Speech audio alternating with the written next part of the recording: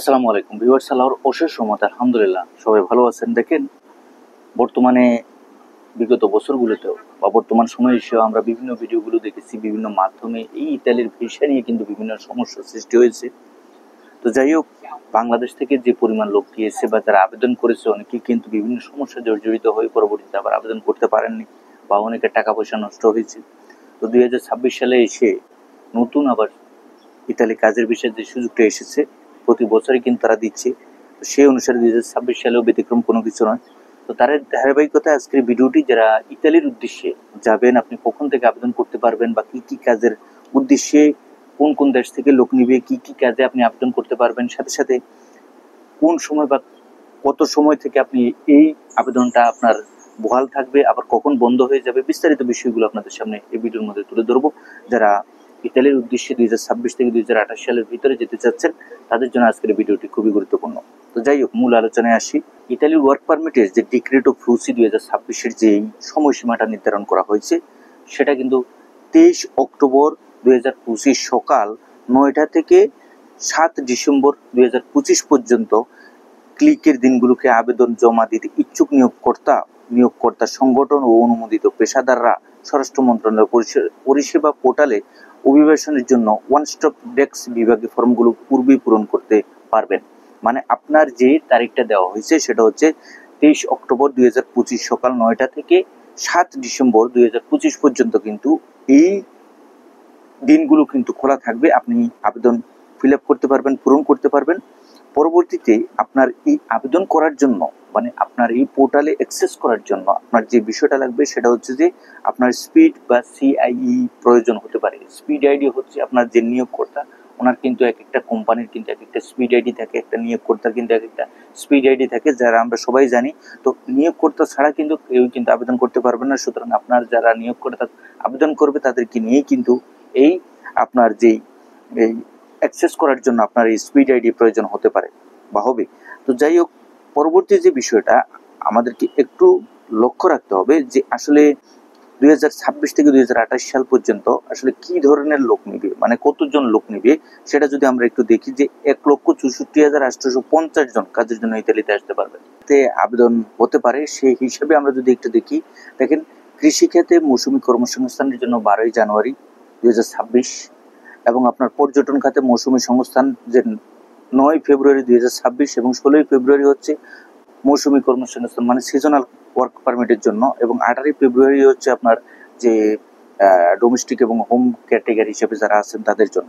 এখন আসি যে কিভাবে আবেদন করতে হবে। দেখেন, আপনি আবেদন করতে হলে কিন্তু একটা পোর্টাল লাগে, একটা লিঙ্ক লাগে। অবশ্যই পোর্টাল অনলাইন করতে হবে এবং আবেদনপত্র করতে হবে, এবং আপনার যে স্পিড প্রশংসাপত্র এটা থাকতে হবে। সুতরাং আপনার এই স্পিড আইডি যেটা, এটা কিন্তু আপনার না থাকলে কিন্তু আপনি আবেদন করতে পারবেন না। আর আপনার নিয়োগকর্তা অবশ্যই আপনার জন্য আবেদন করতে হবে। আর আপনার হচ্ছে পোর্টালটি কিন্তু 9 থেকে 10 ডিসেম্বর পর্যন্ত, মানে অক্টোবরের আপনার হচ্ছে 9 তারিখ থেকে 13 ডিসেম্বর পর্যন্ত পুনরায় খোলা থাকবে। মানে এটা আপনার বহাল থাকবে, খোলা থাকবে, আর পরবর্তীতে কিন্তু বন্ধ হয়ে যাবে। ইউনিভার্সিটিটা কিন্তু 6 মাস পর্যন্ত সময় থাকে, মানে মেয়াদ থাকে। এক পর্যায়ে কিন্তু এটার মেয়াদ, মানে 6 মাস পরে কিন্তু এটা এক্সপায়ার হয়ে যায়। আর এই এক্সপায়ার হওয়ার পরবর্তী পর্যায়েও আমরা দেখেছি বাংলাদেশ থেকে অনেকেই জানে না যেমন উল্লেস্তার মেয়াদ কতদিন আছে বা কি আসে বিষয়। এক পর্যায়ে কিন্তু আবার এই মানে আপনার এই যে এক্সপায়ার হয়ে যাওয়ার পরবর্তী পর্যায়ে সেই নুলেস্তা আবার এমবাসিতে সাবমিশন করে। ভাই, এই ভুলটা করা যাবে না। আপনারা পুরো বিষয়গুলো একবার পানির মতো পরিষ্কার করে জানবেন। যারা এই ভিডিওটা দেখবেন, যদি কোনো কমেন্টের প্রয়োজন হয় কমেন্ট করবেন, ইনশাআল্লাহ চেষ্টা করবো কমেন্টের উত্তর দেওয়ার জন্য। আর সাথে সাথে বলে রাখি, আপনার এই যে 6 মাসের যে নুলেস্তাটা বের হবে, এই 6 মাসের ভিতরে কিন্তু আপনার কোম্পানির যে সাপোর্টিং ডকুমেন্টস গুলো আছে, মানে আপনার নিয়োগকর্তার যে ডকুমেন্টস গুলো, সেগুলো কিন্তু আপনার হয়ে আপনার জন্য বাংলাদেশে নিয়ে আসতে হবে। এবং সাথে সাথে বাংলাদেশের যে অ্যাপয়েন্টমেন্ট পাওয়ার জন্য যে জটিলতা, সেটাও আপনাকে বুঝতে হবে।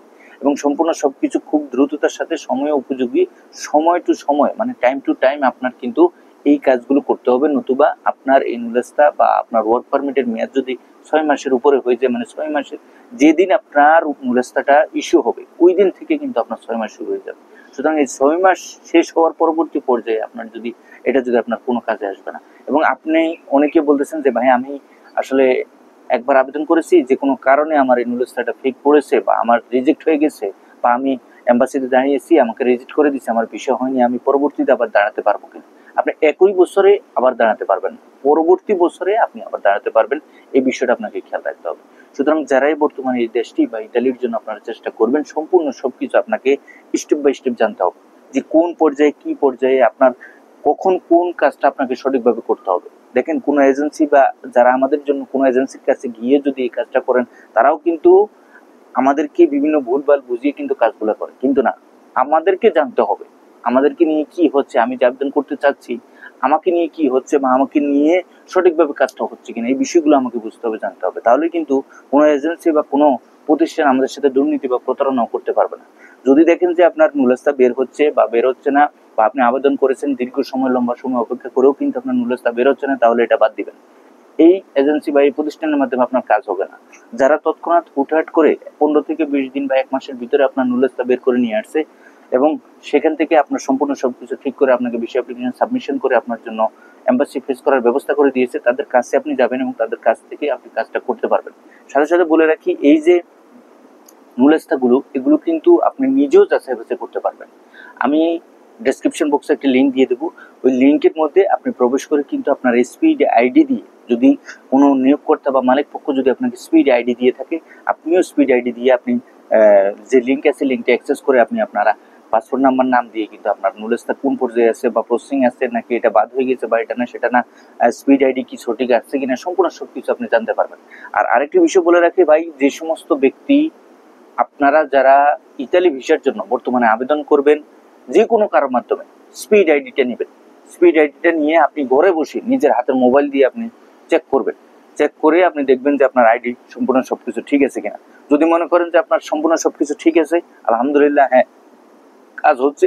আর যদি মনে করেন যে না, কোনো কিছু আসতেছে না, আসলে স্পিড আইডি, এই আইডি বলতে কোনো কিছুই নেই, এটা ভুয়া, মানে কোনো ধরনের কোনো কাজে আসতেছে না, তাহলে আপনি সরাসরি তাকে বাদ দিবেন যে এই আইডি বা সম্পূর্ণ সবকিছু 2 নম্বর বা কোনো কিছু, এই আইডি দিয়ে কাজ হবে না।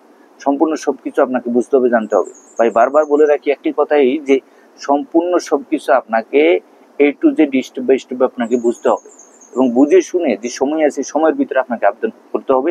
আবেদন করে কিন্তু আপনাকে ফর্ম ফিল আপ করে সম্পূর্ণ সবকিছু আপনার যে ওয়ার্ক পারমিট সেটা আপনাকে নিয়ে আসতে হবে।